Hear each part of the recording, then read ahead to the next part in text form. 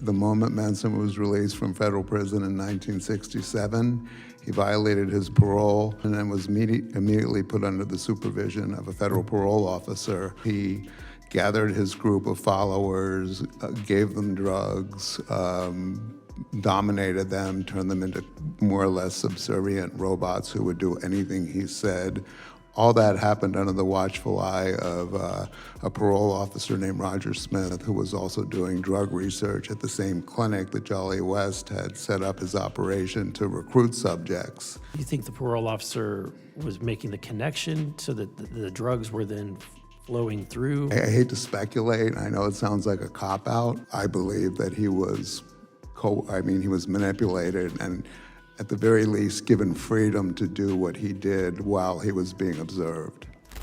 Mr. O'Neill, going back to Charles Manson and the Helter Skelter incident, can you explain how in the world someone who is an illiterate musician that seemed to be not exactly the brightest person somehow became a cult leader and was able to inspire all of these individuals to do crazy things?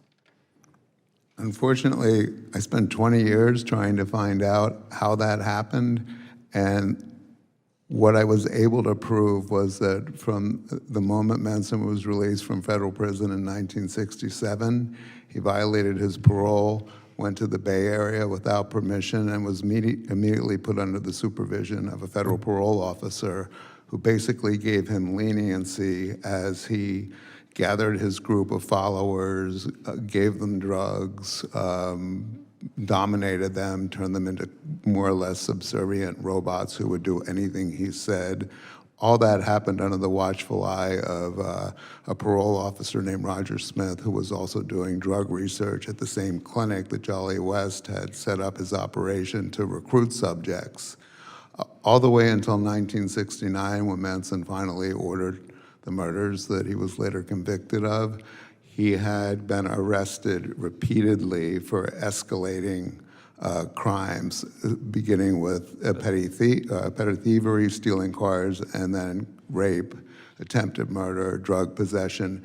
Each time, not only wasn't he prosecuted, his parole wasn't violated. So the federal government, in some capacity, enabled him to do what he did and flourish until these crimes happened. And in my book, I make a case, and it's a theoretical case, that it was part of an operation called Chaos, also with the CIA, that we haven't talked about today because it really doesn't have anything to do with drug research, but it was created to neutralize what the government believed was a revolution that was happening in America in the 60s, beginning with the anti-war movement and then the black militancy movement and the Panthers. So it's kind of a big stew of a cauldron of possibilities that Manson emerged from all that when I don't think he should have. Yeah, it's fascinating that you have an individual, Jolly West, who was working with this parole officer. You think the parole officer was making the connection so that the drugs were then flowing through? Well, the parole officer was at the same time he was supervising Manson's parole, running a research project called the Amphetamine Research Project out of that clinic, and that was studying amphetamines and violence and drugs and group behavior and gangs in the Bay Area. Again, I hate to speculate. I know it sounds like a cop-out, but when you see the tentacles that crossed paths with Manson when he got to Los Angeles as well, I believe that he was he was manipulated and at the very least given freedom to do what he did while he was being observed. And then the same individual, Jolly West, ends up in Oklahoma, correct? So that's where was he operating out of Oklahoma during this time with Mr. When he Manson? contracted with the CIA, he was at Lackland Air Force Base. He was the chief psychiatrist at the hospital, so he began his experiments there. A year after the letter that I quoted in my statement where he was describing what he wanted to do. A year later, on July 3rd, 1954, a 3-year-old girl was abducted and found later in a gravel pit, murdered, and next to a car that had been abandoned. And the search party that found the little girl's body was approached by a man who was an airman at the base, and he asked them where he was and how he had gotten there. He was arrested for the murder and described by the military officers who had him in custody as being in a trance or dazed. He didn't have any drugs in his system. He didn't recognize his wife when she was brought to see him. And at his trial, where Jolly West was his advising psychiatrist who examined him, Of course. it emerged that he had actually been being treated at the hospital at Lackland in an experimental program to cure his chronic, debilitating migraine headaches, and he was executed 4 years later. And then years later, he ends up volunteering to handle the Jack Ruby. West does, yeah. Right. Dr. Kinzer and Mr. O'Neill, the CIA created MK Ultra in 1953, supposedly out of fear that the Soviet Union and China had developed mind control capabilities. Let me go back a little bit further. So one of my questions has to do with the event that happened in 1951 in August in France. There was a bakery that, I guess the people that lived in that community, over 250, some say 300 people were poisoned from the bread. It was determined that that was LSD that was causing all of these people to hallucinate. Some people died. Is there any connection, Dr. Kinzer, to that event? And was that something that either inspired the MK Ultra program or the MK Naomi program, or is that something that we were involved in even that early on? I would turn that question back to you. I don't think anybody really knows the full story of what happened at in that town in France, that the United States could have been involved, that this could have been part of what was then called Operation Artichoke, the predecessor for MK Ultra, seems to me not beyond the realm of possibility.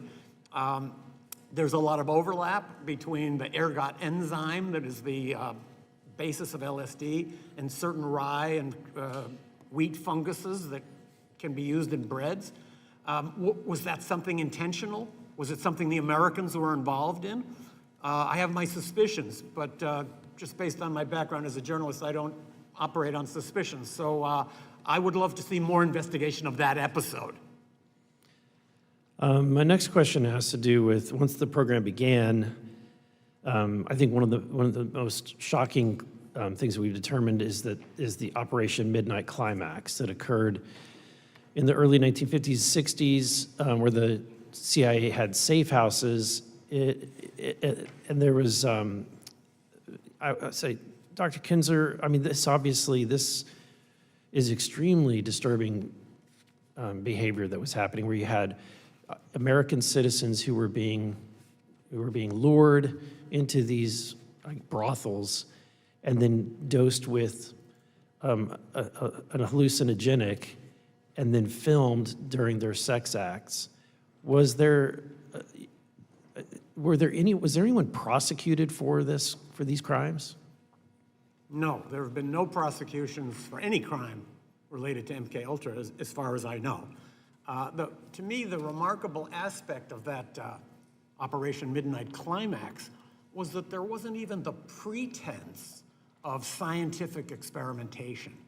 The person watching behind the one-way mirror was a grossly overweight drug officer sitting on a portable toilet and drinking cocktails out of a pitcher. There was nobody there that was a scientist or somebody who understood sexual behavior or human psychology. So there was no science involved in it at all. I can add a little footnote. When I was researching Poisoner-in-Chief, I came across a document in which one of the officers involved in setting up that program, Operation Midnight Climax, said that Sidney Gottlieb himself used to fly from Washington out to inspect the project regularly and always asked that women be provided for him. So That was my next question. Do you made think me that the wonder- agents were involved in the sexual encounters? Well, and could that have actually been the reason why the bordello was opened? There was no prospect of any serious scientific result out of that project, given the personnel who were overseeing it. So those CIA officers, particularly Gottlieb, involved in overseeing Operation Midnight Climax, certainly were able to take advantage of what it offered. Thank you. And my last question, first I want to say thank you to Mr. O'Neill. The book Chaos, I checked it out from the Library of Congress and greatly appreciate your work there. I was intrigued by one of the statements that you made based on your research that the MKUltra program, they were actually successfully able to replace memories. And because of that, I'm wondering if, and Dr. Kinzer, you can chime in if you have any knowledge of this, did the program continue, and do you think that the program in some aspect is still continuing today? You're asking if the program continued after 1973 when That's it was halted, supposedly. I honestly, that's a question I'm asked at almost every appearance I do. Is it happening today? Did it continue? I don't know. I can't imagine that it didn't, though, because the technology that they worked to establish over 20, 25 years and spent more money on than any operation the CIA had ever conducted was successful. I imagine it's being used. I have no evidence of it being used, so it's a complete assumption. I would just add that one of the letters to which Mr. O'Neill referred contains a quote from Mr. Gottlieb saying that these experiments were necessary, quote, in these times. I think it's important to put yourself back in that mindset where the United States felt that it was under such overwhelming threat that the loss of a few lives or a few hundred lives was a small price to pay. Commitment to a great cause is one of the most fundamental justifications for committing immoral acts. And patriotism is among the most noble of causes. It can be twisted, and it can be used as an excuse to carry out research under the guise that this is simply research we're doing to protect ourselves against others. And I think that is a mindset that may still be active in some parts of our government. Thank you, gentlemen. Thank you, Madam Chair. My time has expired. I yield back. So just before we wrap up, is it in your expert opinion that Jack Ruby and Manson were assets of the intelligence agency specifically pertaining to MKUltra? Were they MKUltra victims? Yeah, theoretically, Manson, I've never been able to prove absolutely. Jack Ruby, I believe, this is something else. The Warren Commission investigation, on the Warren Commission was Alan Dulles, the former CIA director, who authorized and ran MKUltra until he was fired by President Kennedy. The liaison to the committee for the CIA, who handled the information coming from the CIA back and forth to the Warren Commission, was Richard Helms, who was a direct supervisor of Jolly West. They knew who West was. They knew that what West was capable of and what they had paid him to do and what he had reported to them that he could do, including inducing mental disorders in people. That was never disclosed to the commission as far as anyone knows. So I believe that West was put in there to keep Jack Ruby from telling his story.